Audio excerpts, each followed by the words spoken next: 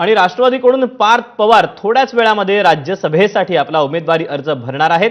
पार्थ पवारांच्या सोबत जय पवार देखील विधान भवनामध्ये दाखल झालेले आहेत। पार्थ पवार आता अगदी काही क्षणामध्ये आपला उमेदवारी अर्ज हे दाखल करतील। राज्यसभेवर निवडून जाणार आहेत पार्थ पवार।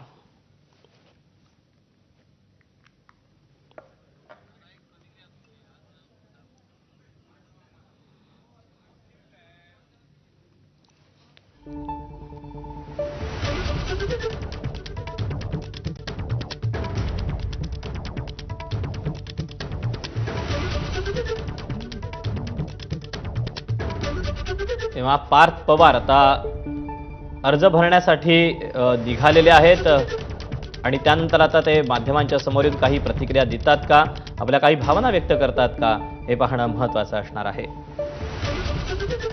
दिवंगत उपमुख्यमंत्री अजित पवार यांचे चिरंजीव आहेत पार्थ पवार। या अगोदर पार्थ पवार यांनी लोकसभेची निवडणूक लढवलेली होती, मात्र त्यावेळेला त्यांना पराभव पत्करावा लागला होता आणि त्यानंतर राज्यभरामध्ये मोठी राजकीय समीकरणं, मोठ्या राजकीय उलथापालथी घडलेल्या होत्या आणि त्यानंतर राष्ट्रवादी जी होती त्याची देखील दोन शक्कल झालेली होती आणि गेल्या काही काळातल्या सगळ्या घटना बघता राष्ट्रवादीमध्ये देखील अनेक मोठ्या घडामोडी घडलेल्या होत्या आणि नुकतंच अजित पवारांचं झालेलं विमान अपघातामधलं निधन, त्यामुळे आता जो राष्ट्रवादीच्या वाटेची जी जागा आहे त्यासाठी आता पार्थ पवार यांची वर्णी लागलेली आहे आणि हेच पार्थ पवार आता उमेदवारी अर्ज दाखल करत आहेत।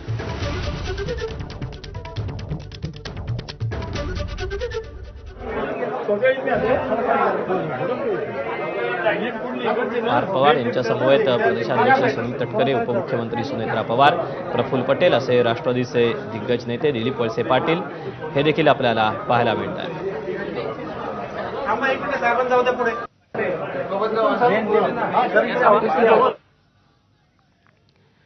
भाजपकडूनही राज्यसभेसाठी 4 उमेदवारांनी अर्ज दाखल केलेत। रामदास आठवले, विनोद तावडे, माया इवनाते आणि राम बडकुते यांनी आपला उमेदवारी अर्ज दाखल केला। भाजपचा उमेदवार अर्ज भरताना मुख्यमंत्री देवेंद्र फडणवीस हे उपस्थित होते।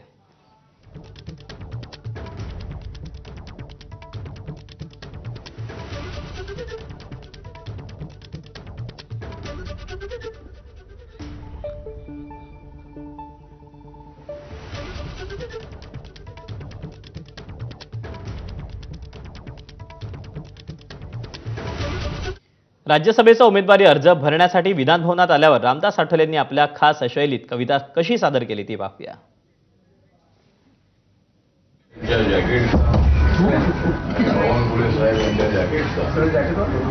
आणि माझ्या शर्टाचा रंग आहे रिपब्लिकन।